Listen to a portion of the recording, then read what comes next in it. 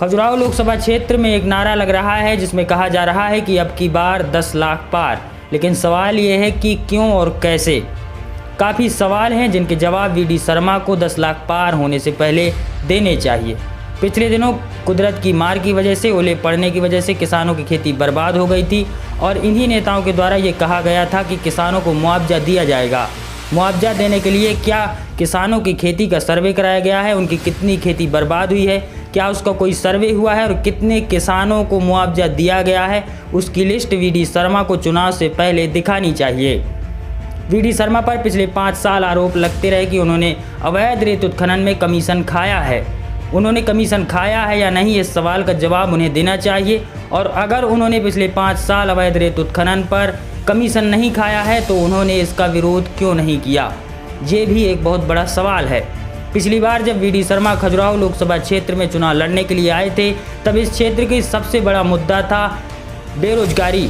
पिछले 5 सालों में वीडी शर्मा ने इस क्षेत्र की बेरोजगारी के लिए क्या किया है। लाखों युवा जो खजुराहो लोकसभा क्षेत्र में बेरोजगार घूम रहे हैं, उनको रोजगार देने के लिए वीडी शर्मा ने पिछले 5 साल में क्या किया है, इस सवाल का जवाब भी चुनाव से पहले वीडी शर्मा को देना चाहिए। पिछली बार जब वीडी शर्मा इस क्षेत्र में चुनाव लड़ने के लिए आए थे तब किसानों का एक और सबसे बड़ा मुद्दा ये था कि गायों की वजह से, आवारा पशुओं की वजह से उनकी खेती नष्ट हो जाती थी।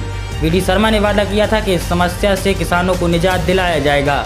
पिछले 5 साल में वीडी शर्मा ने इस समस्या को लेकर के क्या किया है। कई गौशालाएं बनाई गई, लेकिन क्या वो गौशालाएं संचालित हैं, और अगर संचालित नहीं है तो उन गौशालाओं में लाखों रुपए खर्च क्यों किया गया और वो इमारतें क्यों बनाई गई। केंद्रीय मंत्री स्मृति ईरानी वीडी शर्मा का नामांकन दाखिल कराने के लिए आई हुई थी, लेकिन 2014 से पहले स्मृति ईरानी किस तरह से सिलेंडर लेकर के आंदोलन किया करती थी, सिलेंडर के 10, 15, 20 या 100 रुपए बढ़ जाने की वजह से किस तरह आंदोलन किया जाता था। लेकिन आज किसान, मजदूर और गरीब 1100 और 1200 रुपए का सिलेंडर भरा रहा है।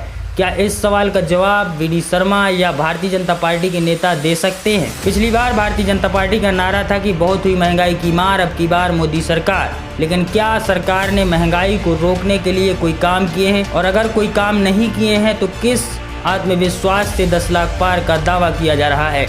जनता वाणी देखते रहिए। नमस्कार, जय हिंद।